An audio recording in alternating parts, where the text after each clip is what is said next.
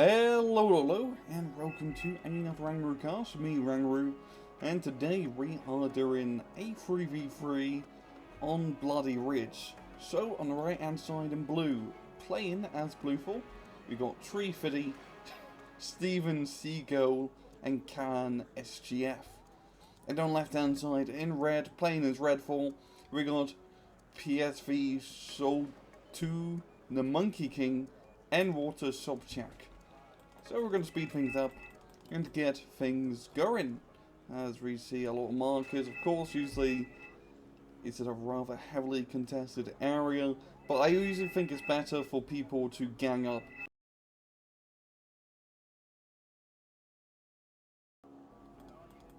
You know, it can be quite risky because you're going to need a lot of AA to keep those planes array. And speaking of planes, we've got an F-16 block and a Phantom. Phantom going to be dropping in Nape as the block provides air cover. And that is always a very good napalm spot because you can't really go around it as it is in a valley.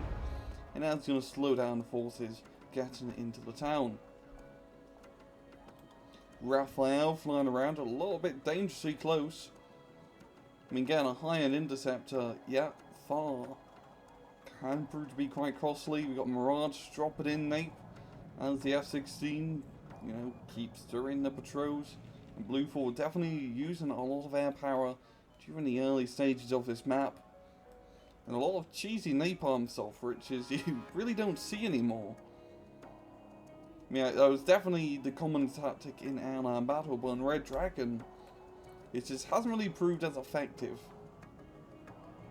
Later on this map, because this is working quite well, forcing water to go all the way around to napalm and into the hill, but it's already cleared up. And as you can see, Blueful have just got into the town completely uncontested. The amount of starts unloading though. Blueful attacking into Charlie, which is a very risky maneuver. But it does look like it's going to be working rather well on the napalm. It's going to be helping out keeping the MTLB-Vs kind of at bay, at least doing a little bit of damage as Fort Jaegers and Commandos and all the other stuff get into the town. And even just holding on to Charlie, not completely capping it, even though it's a rather easy point to completely cap, you just get the town and away you go. We'll give them a very nice +2.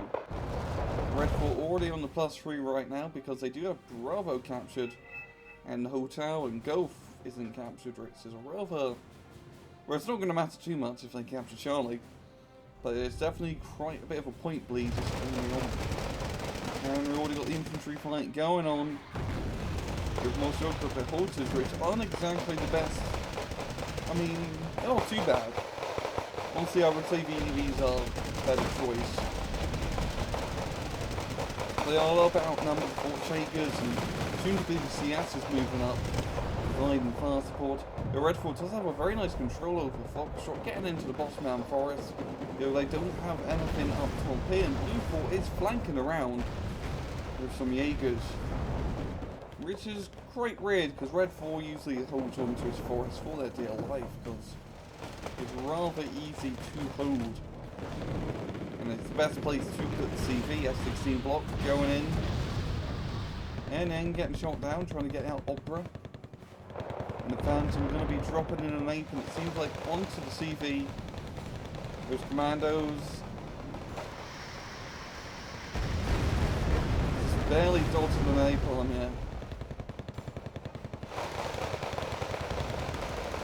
And the rest of the Russian Marines getting burned to a crisp. And Bluefall does have a very nice control on this town. It hasn't even been contested, and it's mainly just a lot of reserve infantry with some corpse marine thrown in as well.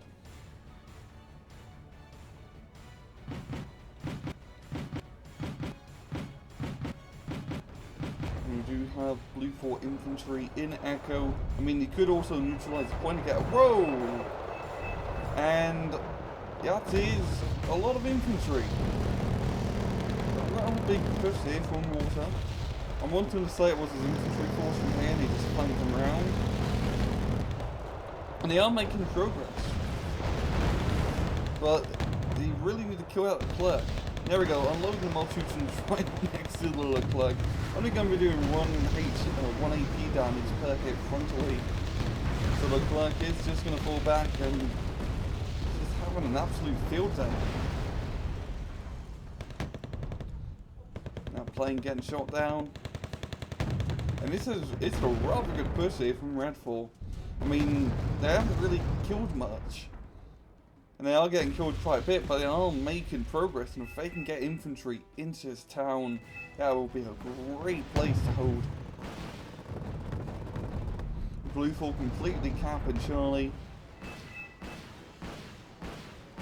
And we got Lars too, Larsing it up. But the Malthusians are still rolling in. Jaegers flanked around in the top hand side, BDVs coming in. Leopard's very full, they really need to kill that Leopard. Focus fire the Vampire on it.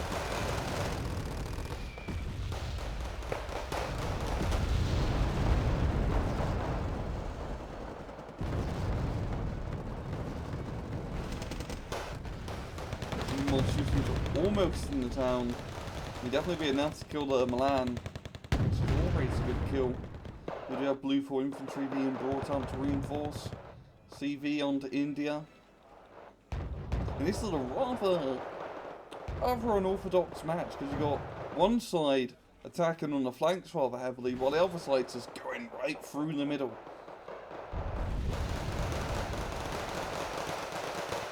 And obviously this is still in quite a bit of favour.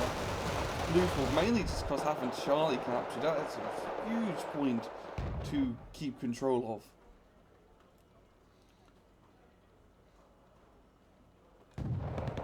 So Redfall are really going to make something happen in the middle. If they could just push right through, they have a pretty good chance on capping Gotham from there. You pretty much strangle Charlie from any supplies.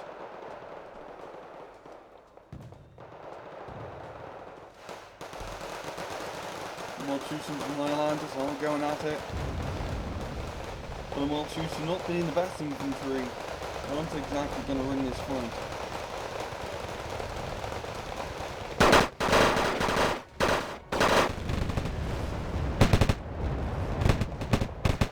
And the Jaegers finally getting killed, got some Russian Marines coming in.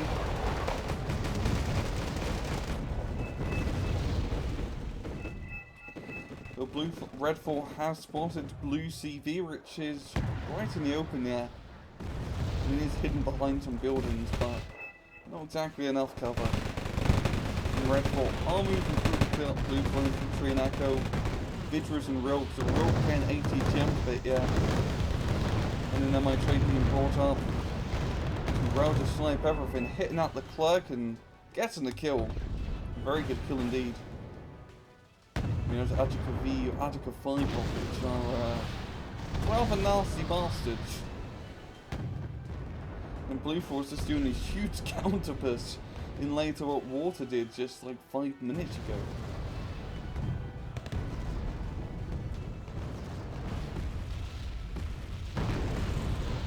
And it seems like it would be enough to at least get into his forest. And from there, they will have a hold on Foxtrot. We've got a lot of smoke on Charlie here. And it seems like Redfall is going to be attacking from the flank. But Bradley is already in position, trying to get some snipes. But really all it is that Bradley, they can get enough infantry to contest Bluefall in that town. And that is a lot of smoke. A very good amount of smoke. Not leaving anything to charge.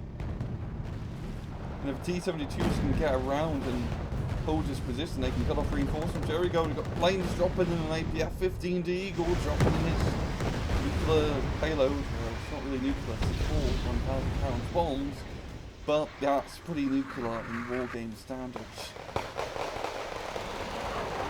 And the VDV making it into the town, gonna be contesting it, Russian Marines as well.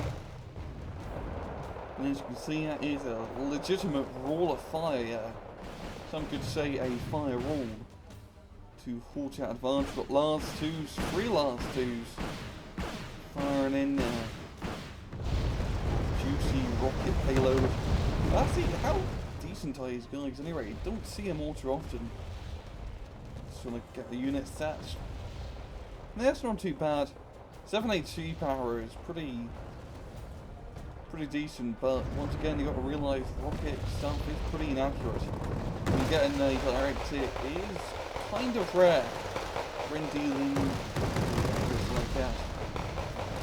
But it's not really about direct hits, it's mainly about stunning up the entire area. And there we go, second barrage.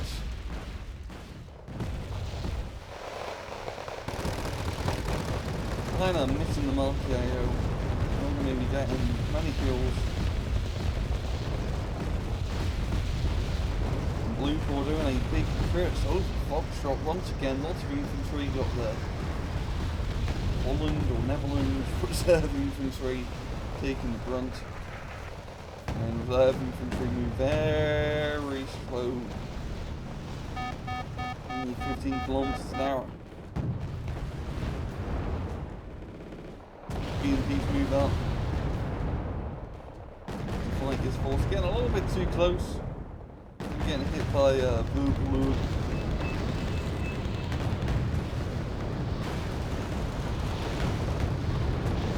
15D again, shot down right forward, but rather than say A force in the middle. You can shoot down a lot of planes from there.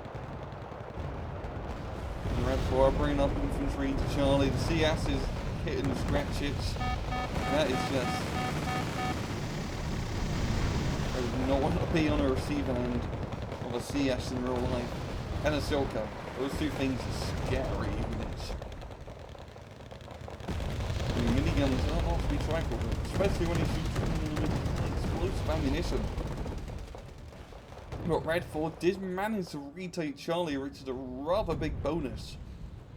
That is going to stop out Point Bleed by quite a bit if they can get a bloody CV on there, because Blue 4 are already in the lead by quite a bit. And Blue 4 are tackled into Echo once again, just with some Danish and Netherlands infantry. But the Granite's AGS is actually providing very good fire support over long range.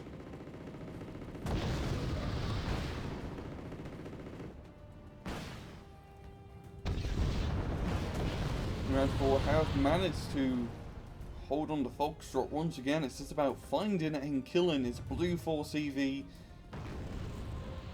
which is just on the edge of that forest. F-18C Hornet going in for the strike, managing to get a kill on AT-72.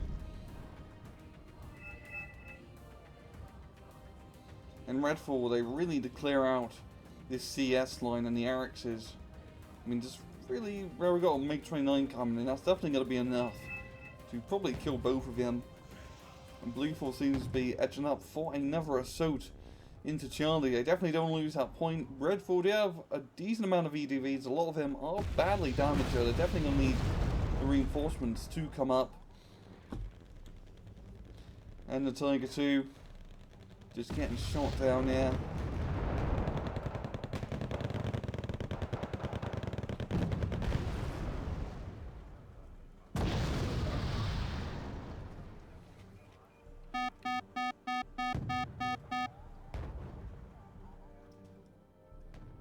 And we've got Vidra's flanking around with AGS's inside.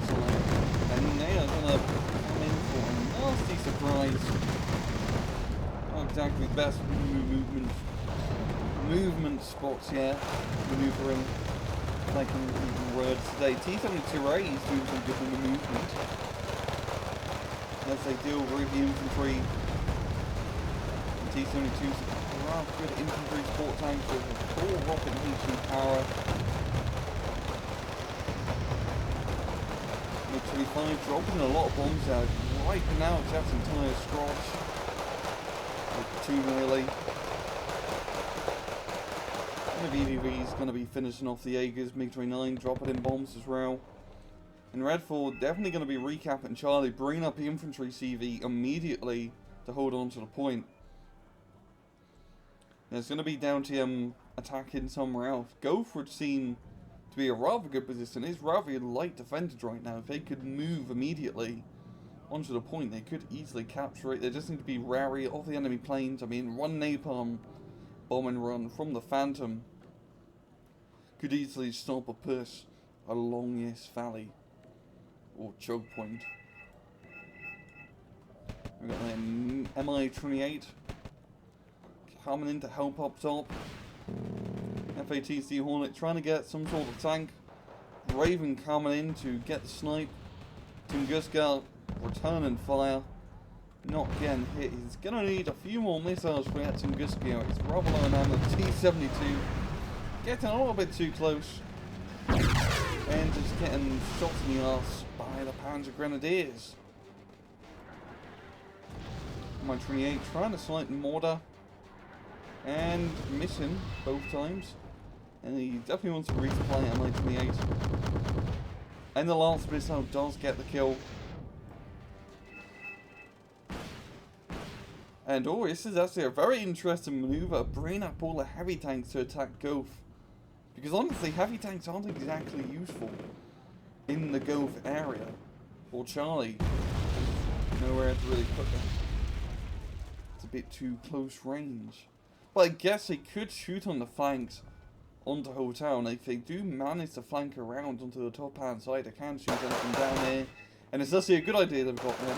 The Clerk here is definitely going to be a tough customer. The MA8 moving up. Blue Red Ford try to get into the town of EDVs, and the Uptown Days taking point. The MA8 is going to be firing some of his rockets, so it's getting hit by the Excel cannon. Gonna be hitting up that flag, stunning it up. Same with the recon leopards. As the foul comes in. Just trying to keep skies clear. And good for the upper days, but managed to get a foothold. And the Panzer Grenadiers just not going to be enough to deal with that Red Dragon infantry. And with the VDVs in the town, if he can get him to the edge, he can easily snipe out the flags of VDV-90. Having the scariest anti-tank weapon in the game by far. Well, second, the Arix is probably the scariest, but in terms of Red Ford, the RPG-29 is their best anti-tank weapon. Days moving through the town. Got some Arixes being brought up. Not the best thing to use in CQC. Much better at sniping infantry over a long distance. T-72A's being brought up to the Clerk, getting killed, so the T-72 having a rather nice kill today. That's a T-1987, moves around the flank.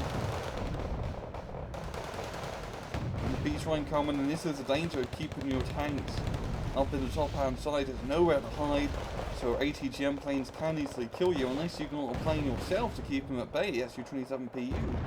It's a very nice kill. And Blueform managing to neutralize Echo, which is definitely going to help him out.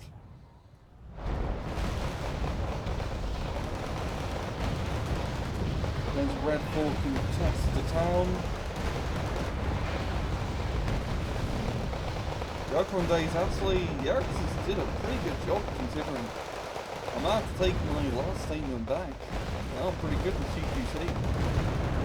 Especially against the Ocron Days, which are a elite infantry, not a SOC infantry squad. Raphael Cowan is fully intercepted this between 5K tries to drop bombs.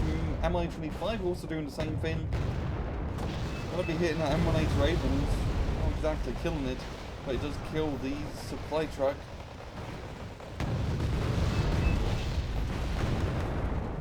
And we got the longbow.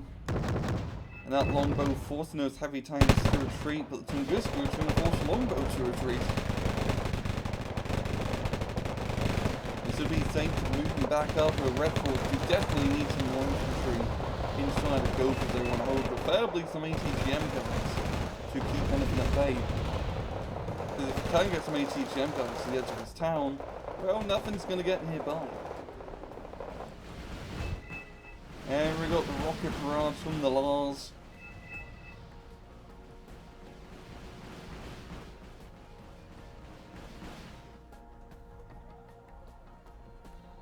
And we got mortars. Gonna be countering fire. Gonna be hitting that TV. And getting the kill. There's only an infantry CV unit. Raven flying over, trying to get a Tunguska. But Tunguska's guns are always off. The Raven does manage to get sniped and evacs. Aggro and peace lines coming in. Trying to keep that Red 4 infantry's base. The Uptown are just getting swamped by Fortune Shakers and the Highlanders.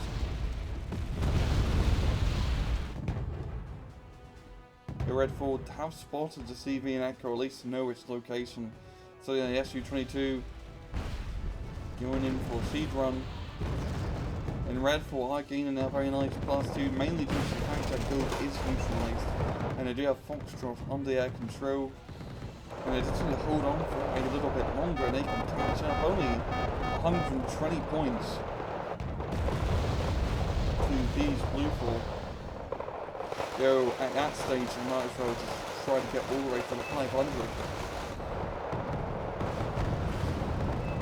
And more Red 4 infantry being brought up into the town, bombs being dropped, Blue 4 trying to flank around with the Tigra, sniping enemy tanks, getting the T-90, which is a very good kill. And this is planes galore, SU-25K soon as rocket run the army infantry. Bombing on with granite. And this is just, it's all or nothing on this go-found sector. Managing to get Snipe and Echo and completely capping it once again, bringing Red 4 to the +3. And now they definitely have a good chance at winning this match. A Longbow getting snipes. And Blue 4 just doing everything they can to cut off reinforcements. I mean, that Longbow is a perfect example of getting both kills here. I mean, a very nice double ramming. Blue 4 completely capping Gove.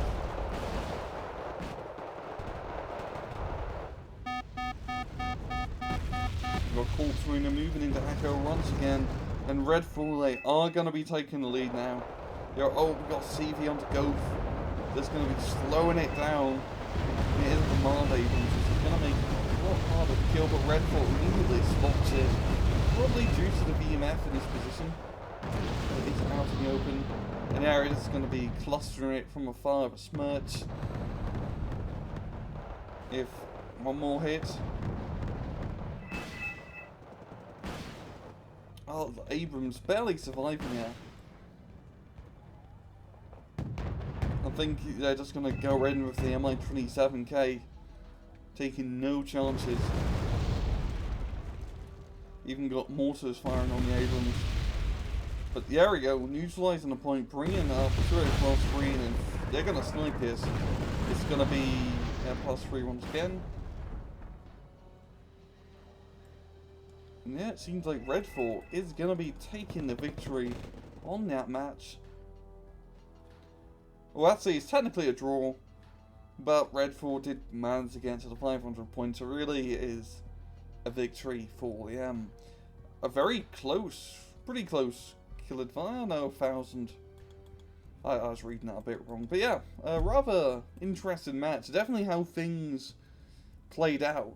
Because it just happened, both sides contested those top hand lanes, which don't usually happen in a normal match of Bloody Ridge. I usually just kind of, plop the infantry in there, and you don't have to worry because no one's going to attack because it's rather hard to do. But that was very much a back and forth on that top hand side. Blue 4 managing to complete the cap in the bottom lane very easily, mainly just due to Napalm Strike, and Red 4 just pretty much just held onto what they captured in the early parts of the match, recaptured top, and then just continued on moving. And honestly, attacking that top hand side is probably the best idea on that map. It's the best in terms of reward because it's a +2 sector, but it's very hard to capture.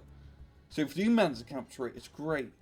But if you spend all the units there and you just keep getting bombed to crap because it's a rather thin lane, it usually doesn't work too well. But I know what I'm talking about. That was a rather good match, and both sides played rather well. And I'm going to leave it off at that. This has been another Ragnarok cast. I hope you guys enjoyed the video. And as usual, please just take it easy.